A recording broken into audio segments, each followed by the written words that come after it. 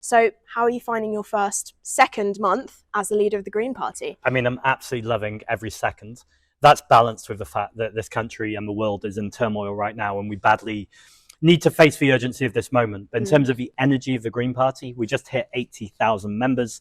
That's 22,000 new members in just the last couple of weeks or months indeed. And since I launched my leadership bid, our whole membership has gone up 33%. So it just feels like we're where the energy is right now. I mean, you felt it in the hall earlier. I felt it. I knew it was going to go well, but just the kind of energy from the members, it just really feels like we're going places. Currently a green insurgency with the party members. Last time I checked, you had increased 10,000 members in less than a month. What do you think is causing this? I think it's a few things. I think, first of all, it's about the party being clear about what we stand for and, crucially, what we stand against. Whether that's on the inequality crisis, the creeping rise of fascism, the nature and climate crisis. I also think it's about the different ways we're communicating, so an increased use of social media. I've launched my own podcast, Bold Politics. It went to number 3 in the country on the day we launched it. It's still in the top 10, I think, on many charts. And so I think that's linking people with the Green Party in ways that they haven't before. People always knew we cared about the environment and the planet, and we're still trusted on that. But I think what we're building increased trust on is tackling the cost of living, protecting the National Health Service, and stopping water companies pumping sewage into our water and charging us extra for their privilege. It's time to nationalise the water companies. So Keir Starmer very recently used his conference speech to criticise people like you who call for a wealth tax, saying that you present it as a way to solve all problems and that you are not interested in national renewal. Well, the first thing is Keir Starmer said that people say a wealth tax will solve everything. I'm not sure who he's listening to, because I've certainly not said that, and the Green Party's not said that. What we have said is that if you're in hock to vested interests, if you're taking money from millionaires and billionaires, oil and gas companies, arms trade companies, gambling companies, private healthcare companies, then of course the way that you govern the country is not going to be for people. It's going to be for profit. You're literally doing what people have paid you to do. So wealth tax won't solve everything, but what it will do is reduce inequality. And it's vital that we recognise, since the pandemic began, billionaire wealth in this country has doubled, but our public assets have been stripped away. Just a few very wealthy people hold our power and our wealth. It's time to take it back. Your party, the new party set up by Zara Sultana and Jeremy Corbyn. What would you say to the people who are thinking of joining Sultana and Corbyn's new party instead of the Greens? You know, there's a lot of politically homeless people on the left at the minute. And what do you make of the infighting over the membership launch?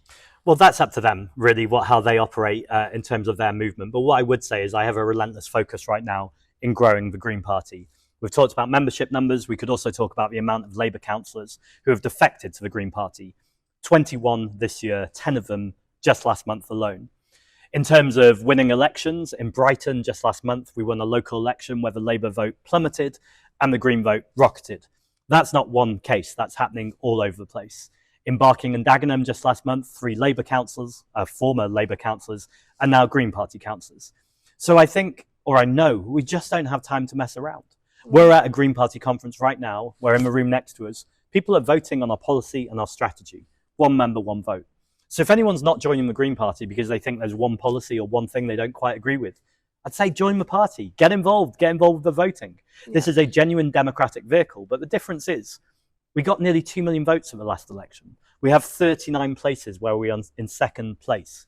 And we're about to have these huge set of elections in May where we are determined to get a mayor of Hackney, other directly elected mayors, and win Green seats in the Senate for the first time. I think that sounds like a way to turn the country around. I'd love people to join at join.greenparty.org.uk. I mean, a lot of people think that they are losing their power with the introduction of digital IDs. Do you agree with them? I think it's really worrying. We've got an authoritarian Labour government who are cracking down on dissent. They're arresting people for holding cardboard signs saying, "I support Palestine action."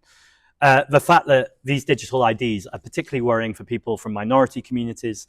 There's lots of evidence from around the world that this will disproportionately affect them. And I'm also not quite sure what problem they're trying to solve here. There are a variety of problems they seem to say it's going to solve. But actually, I think there's other ways of solving those problems without doing this very costly, very worrying experiment. And more widely, we're a country that really defends and values our civil liberties. We've had this whole argument, and it was tiring a long time ago. It was thrown out because it wasn't essentially British. And so to see Keir Starmer, when actually the problems right now of a family who can't afford rent, it's the mother who can't afford, or the father who can't afford childcare. It's the student who's coming out of university and they have tuition fees or they can't get a job. These are the actual problems facing people right now. And actually, I think Keir Starmer will do a lot better to focus on the cost of living crisis and to reduce people's bills. Do you support Keir Starmer's change yesterday that asylum seekers will now lose automatic settlement and family reunion rights as a way to cut the pull factor to the UK? No, it's absolutely absurd. And actually, so we spend a lot of time talking about migration. It's important to say that people are always talking about the boats. The boats are 5% of migration. So there's 95% of the rest of the time. People don't get on a boat, cling onto a dinghy unless they're desperate. So I think that argument is obvious. But let's talk about the other 95%. We have 150,000 vacancies in our National Health Service. Of course, we've got to train British workers, but that's not going to happen overnight. And actually, migration is really important for this country.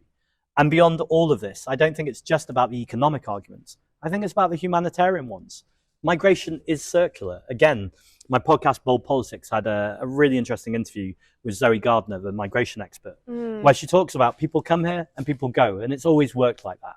It wasn't until 2016, 2017, when we started to close down asylum centres, when migration got even more weaponized, that this became such a salient issue. But it's a salient issue because politicians from the right, and now the Labour Party who are being pulled to the right, talk about it obsessively, as opposed to the things we really need to talk about: investing in our communities, building council homes, protecting the National Health Service. All of these are problems of not taxing multimillionaires and billionaires properly. They aren't the problems of migrants.